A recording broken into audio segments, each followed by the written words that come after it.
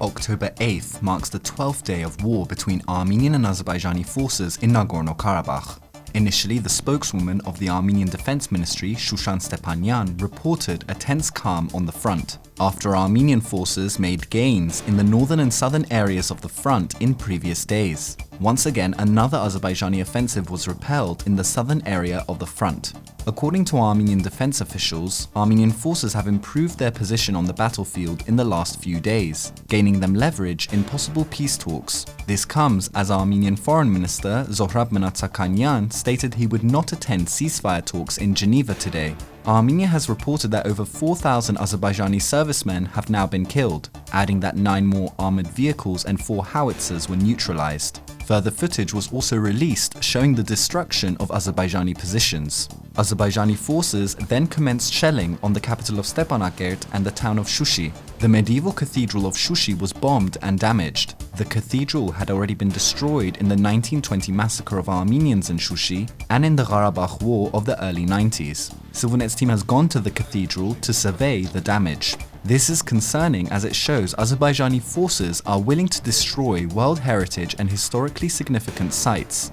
This is in contrast to the work of Armenian philanthropist Ruben Vardanyan, who restored the historical Yukhari Govhar Agha Mosque in Shushi last year. Armenia also published 30 more names of servicemen who had fallen on the battlefield, raising the casualty count to over the 350 mark, whilst Azerbaijan still has not released any information on its fallen.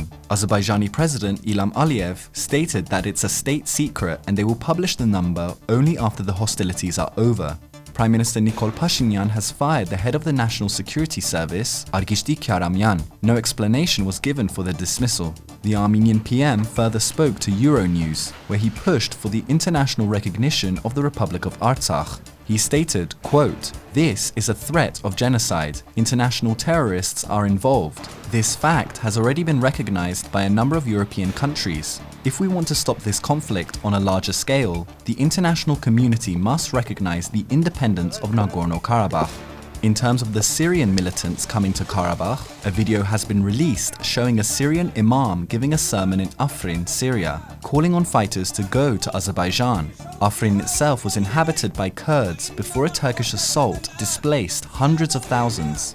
And finally, ＳiviLNeT's team also made a video from Goris. The town is a major passage point between the Republic of Armenia and Nagorno-Karabakh. They spoke to residents and others coming from Karabakh about their daily lives and how they are living and dealing with this state of war.